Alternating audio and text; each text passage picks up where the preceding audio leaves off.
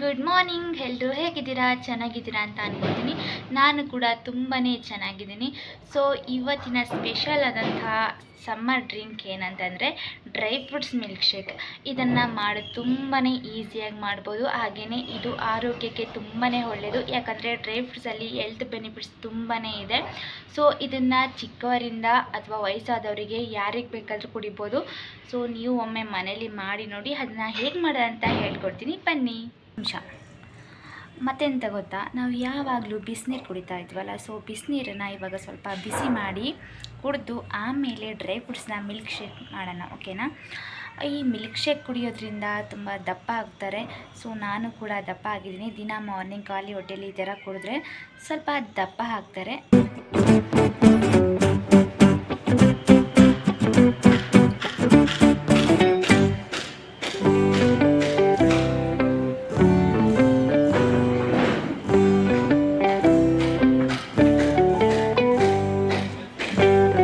ನಾನಿಲ್ಲಿ ಸ್ವಲ್ಪ ಡ್ರೈ ಫ್ರೂಟ್ಸ್ನ ನೆನೆ ಹಾಕ್ಕೊಂಡಿದ್ದೀನಿ. ಸೊ ನಿಮ್ಮ ಹತ್ರ ಯಾವ ಡ್ರೈ ಫ್ರೂಟ್ಸ್ ಇದೆ ಅದೇ ಸಾಕು. ಅಂಜೂರ ಎಲ್ಲ ಇಲ್ಲ ಅಂದರೆ ಸ್ಕಿಪ್ ಮಾಡ್ಬೋದು.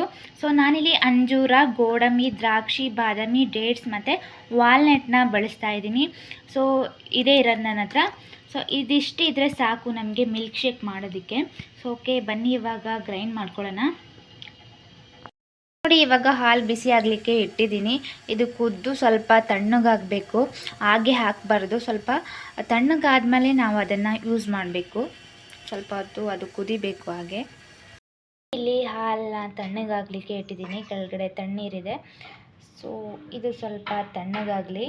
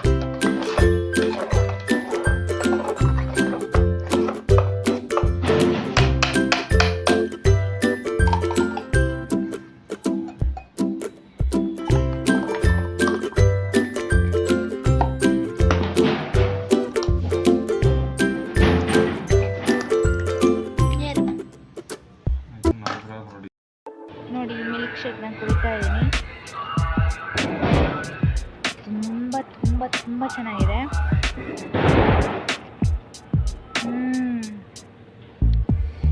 ಸೊ ಮಾರ್ನಿಂಗ್ ಎದ್ದು ಬೆಳಿಗ್ಗೆ ಎದ್ದ ತಕ್ಷಣ ಈ ಥರ ಖಾಲಿ ಹೊಟ್ಟೆಲಿ ಮಾಡಿ ಕುಡೀರಿ, ತುಂಬಾ ಚೆನ್ನಾಗಿರುತ್ತೆ.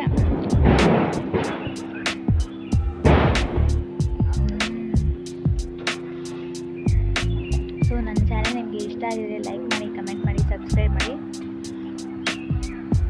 ಮತ್ತೆ ಸಿಗ್ತೀನಿ. ಟೇಕ್ ಕೇರ್, ಬಾಯ್ ಬಾಯ್.